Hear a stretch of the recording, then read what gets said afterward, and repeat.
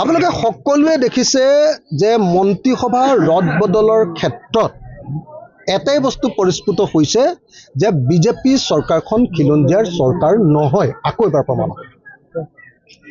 এবাৰ মন্ত্ৰীসভা বদলি হোৱাৰ ক্ষেত্ৰত একমাত্ৰ বৈশিষ্ট্যটো হ'ল যে অসমত দুজন হিন্দীভাষী বিধায়ক আছিলে, দুইজনকে MLA দি দিলে, দুইজনকে মিনিষ্টাৰ দি দিলে। অশোক সিংঘালকো দি দিলে আৰু বৰাক কৰ্জনকো দি দিলে।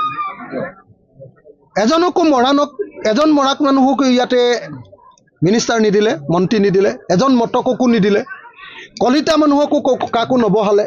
আহোম মানুহ 7জন MLA জিকি আছে, কিন্তু দিলে মাত্ৰ এজনক এতিয়ালৈকে। তাকো আকৌ ৰাজহ বিভাগটো আকৌ কাঢ়ি লৈ গুচি গ'ল তেওঁৰ হাতৰ পৰা। আপোনালোকে নিজে দেখিছে। কোচ ৰাজবংশী মানুহ এজনকো আপোনালোকে দেখিলে যে এজন মানুহকো কোচ ৰাজবংশী মানুহক মন্ত্ৰিত্ব নিদিলে। চাহ বাগানৰ মানুহ এজনৰ পৰা কাঢ়ি নিলে, সেই কাঢ়ি নিয়া পষ্টটোহে অন্য এজনক দিলে, তাৰ বাহিৰে কোনো ধৰণৰ নিদিলে। অৰ্থাৎ অসমৰ খিলঞ্জীয়া ভূমিপুত্ৰ জনজাতি লোকসকল, তেওঁলোকৰ আপোনালোকে দেখিলে যে সকলোৰে অধিকাৰ খৰ্ব কৰা হ'ল এই যিটো মন্ত্ৰীসভাৰ সাল সলনি। আপোনালোকে দেখিলে যে আজিৰ দিনটোত বড়ো মানুহজনৰ হাতত কি মন্ত্ৰিত্ব আছে?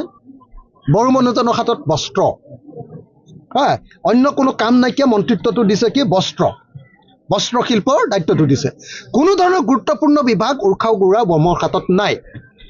আনহাতে আন এগৰাকী আপোনাৰ ডিমাচা মানুহ জনজাতি ভূমিপুত্ৰ আছিলে, আপোনাৰ কি কয় গাৰ্লুচা, নন্দিতা গাৰ্লুচাৰ হাতত এটা গুৰুত্বপূৰ্ণ বিভাগ আছিলে, সেইটোও তেওঁৰ হাতৰ পৰা কাঢ়ি আনিলে। জনজাতি দুইজনৰ হাতৰ পৰা কাঢ়ি আনিলে। কাৰ্বি মানুহৰ হাততো কোনো ধৰণৰ অধিকাৰ নিদিলেই।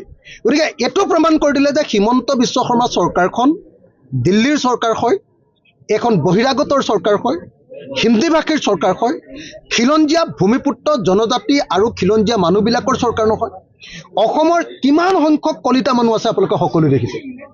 এজন কলিতা মানুহক এইবাৰ নতুন যিটো হ'ল, কোনোবা এজন কলিতা মানুহক ইয়াতে ক'ৰবাত মন্ত্ৰিত্ব দিয়া হ'লনে বা মন্ত্ৰিত্ব সলনি কৰি গুৰুত্বপূৰ্ণ পদবী দিয়া হ'লনে?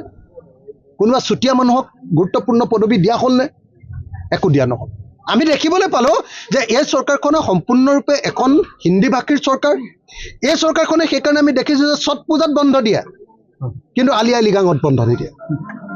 অসমত ছট পূজাত বন্ধ হয়, আপোনালোকে মনত ৰাখিব দেই, ছট পূজাত অসমত বন্ধ হয়, কিন্তু অসমত মিচিংসকলৰ আলি আই লৃগাঙত বন্ধ নিদিয়ে।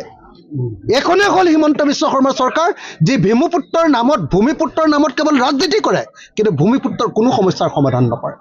গতিকে মই এই মুহূৰ্তত মইতো ভাবোঁ যে আচলতে মিচিংসকলৰ আমাৰ যি আলি আই লৃগাং, সেই আলি আই লৃগাঙত চৰকাৰী বন্ধ, ৰাজ্যিক ভিত্তিত চৰকাৰী বন্ধৰ দিন ঘোষণা কৰিব লাগে। আৰু ৰাজ্যিক ভিত্তিত চৰকাৰী বন্ধৰ দিন ঘোষণা নকৰি ছট পূজাত ৰাজ্যিক ভিত্তিত চৰকাৰী বন্ধৰ দিন ঘোষণা কৰাটো অত্যন্ত গুৰুত্বপূৰ্ণ। মই ভাবোঁ যে ইংগিত যে এই চৰকাৰখন হিন্দীভাষীৰ চৰকাৰ, এই চৰকাৰখনে ভূমিপুত্ৰৰ চৰকাৰ নহয়, এই চৰকাৰখন খিলঞ্জীয়াৰ চৰকাৰ নহয়। এই চৰকাৰখনে আমাক লুটিবৰ কাৰণে কেৱল খিলঞ্জীয়া শব্দটো, জাতি মাটি ভেটিৰ কথাটো ব্যৱহাৰ কৰে, আৰু এওঁলোকৰ মতে জাতি মাটি ভেটি মানেহে আচলতে হিন্দীভাষীৰ জাতি মাটি ভেটি। যিকোনো খবৰৰ বাবে যোগাযোগ কৰক 7099017330 লগতে 7099017110 নম্বৰত।